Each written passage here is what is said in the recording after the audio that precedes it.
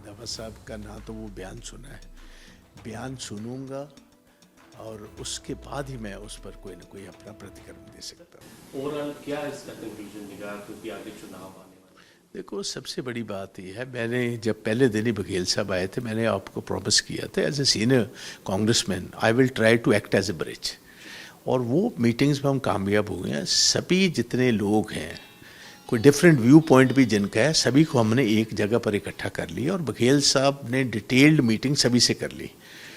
कहीं ब्रेकफास्ट हुआ, कहीं लंच हुए हैं, न्यूमरस डिनर्स हुए हैं, और अल्टीमेटली इल कल्मिनेटेड एक मीटिंग राणा गुरजीत सिंह जी ने की है, जिसमें काफ़ी सारे लोग आए हैं, उन्होंने अपनी बात रखी है।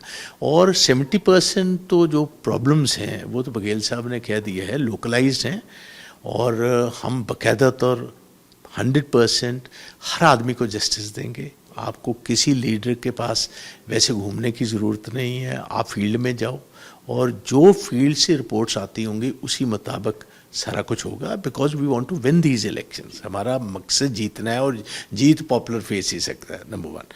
नंबर 2, उनका ये कहना था कि जो आपकी डिमांड्स आपने मेरे पास रखी वो वर्बेटिम वर्ड बाय वर्ड मैं ऊपर ले आऊँगा, और उसका कुछ हल होगा तो ऊपर वाले निकाल कर मुझे बता देंगे और मैं आपको कन्वे कर दूंगा। सो मैं समझता हूँ within a week everything, जो भी पंजाब की एक्सपेक्टेशंस हैं, कांग्रेस के वर्कर्स की एक्सपेक्टेशंस हैं, उन्हीं सेंटिमेंट्स के मुताबिक ही फैसला होगा। हाँ जी, बहुत सारी सर चर्चाएं थी कि जो हाईकमान ने डिसीजन लिया है, कई लीडर्स को वो डिसीजन पसंद नहीं है, प्रेसिडेंट को लेकर कई सारी चर्चाएं चल रही थी। क्या माना जाए उन सारी चीज़ों पर विराम लग गया है, सब सेटिस्फाइंग है बघेल साहब की साथ मीटिंग है? देखो, ऐसा बात करने के बाद तो देखो, जब भी हम बड़ी से बड़ी भी जहाँ समस्या आई है, टेबल पर ही टॉक हुई। आप समझते हो, टेबल की टॉक जब हम आपस में वी ब्रेक ब्रेड, ऐसे जैसे आज कहीं दोपहर का खाना है, कहीं रात का खाना है, कहीं सुबह का नाश्ता है, तो बहुत सारी चीज़ें उसी के साथ ही सेटल हो जाती हैं। थोड़ी कहीं इमोशंस अपसेट होती हैं, कहीं ईगो अपसेट होती है। तो मेरा ख्याल जो मैंने आपको निचोड़ निकाल दिया सारी बात का, क्योंकि अंदर ये फैसला हुआ था कि कोई भी आदमी जो इधर चर्चा हुई है वो बाहर नहीं जाकर बात करेगा।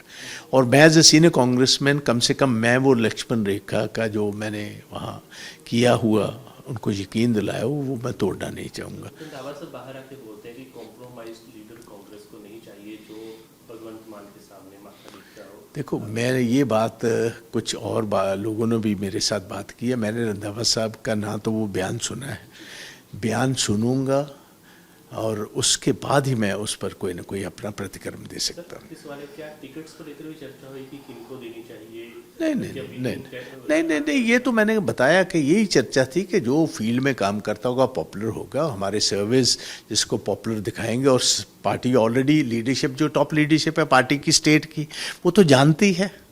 50 साल से मैं कांग्रेस में हूँ, 78 में मैं कांग्रेस में आया था, तो I know every single person.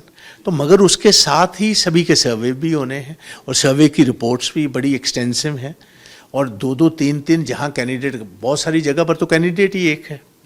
जहाँ कोई 10, 15, 50, 30 हल्के ऐसे हैं जहाँ ज़्यादा कैंडिडेट हैं, क्योंकि ये भी अच्छी बात है, ज़्यादा कैंडिडेट तो वही होते हैं जिस पार्टी का लोगों को लगता हो जीतेगा जी। तो इसलिए उनका हम कंप्लीट सर्वे, ईमानदारी से सर्वे होगा, और उसके मुताबिक अगला फैसला कर लिया जाएगा। क्या ये बात सच है, क्योंकि निकलकर सामने आ रही थी कि चरणजीत सिंह चन्नी ग्रुप ये भी चाहता था कि कुछ सीटें 50-60 हमारे ग्रुप को दी जाए? नहीं नहीं नहीं, ये कोई किसी ने चर्चा नहीं की और ना ऐसी कोई बात ही हुई।